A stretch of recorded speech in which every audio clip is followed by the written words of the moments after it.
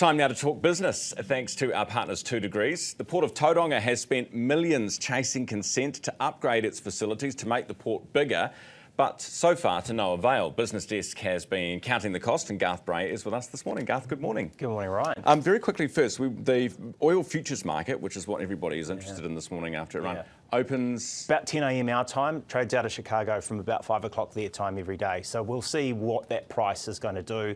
I mean, they were already kind of rising since June 13 when Israel was attacking Iran. So I think it's bumped up about sort of 10-11% on depending on which oil future you track. So it's probably going to go higher, yeah. Wait a couple of hours and see what happens. Yeah. Now, Port of Tidonga, so they're chasing consents to expand the port? For about the last 6 years, right, and they've told our infrastructure editor that's cost them about $12 million just to try and get the plans through this process to no avail so far, right? And this is for them a big deal because they want to try and make the port about 285 to 385 metres longer.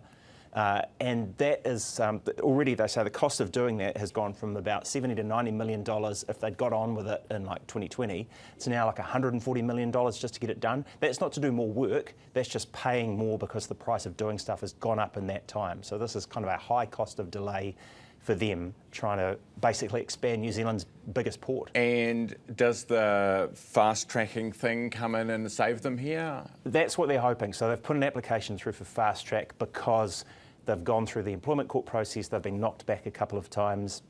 A lot of people in the area were a little bit concerned about the environmental and health impacts. There's 3 particular iwi and hapu groups that were particularly concerned about that.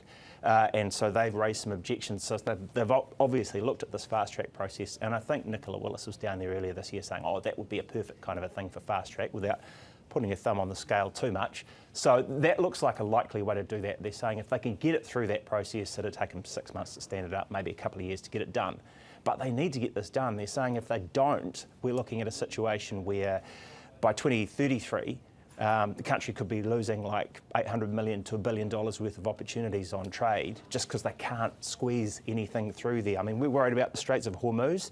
This is kind of our Straits of Hormuz. This is the pinch point for a lot of international trade leaving New Zealand. So I guess there's a strong argument there to try and do something about expanding this stellar passage that they want to create. As you say, our biggest port, if ever there was a case for a fast track, surely that would be on your list. Yeah. Now, although curiously it wasn't on the list that they put out to begin with, was it? No. Now, the CRL, you've got an update on this for us, the money behind it. Yeah, this is something that our senior correspondent Dilipa Fonseca and I have been taking a look at. We've got to look down in the bowels of Te Waihoratiu, or Aotea, the station that's right in the middle of town. People are talking about this place called Midtown. So we thought we'd go and take a look. There's a wee clip we can play here from the doco that's popping out shortly. So maybe take a look at that now if we can. In Auckland, there's a place that maybe you didn't even think of as a place. This is going to be the new heart of the CBD. Talking multi-billions of dollars of private sector money going in. So you can already see the new shape of Victoria Street in front of you. It's not uptown, it's not downtown. People have started calling it downtown, midtown. Everyone's going to have slightly different definitions of what it is. Where it goes from here, I'm not exactly sure.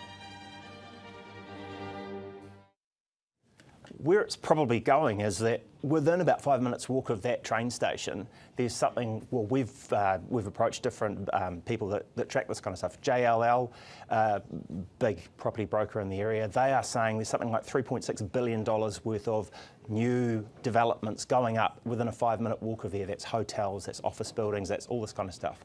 And it's at a time when pre-pandemic, right, we've seen the vacancy rates kind of go up from sort of a couple of percent in retail to like 10%, which means basically more and more shops empty, same in commercial. So you'd be thinking, crikey, why are you building more?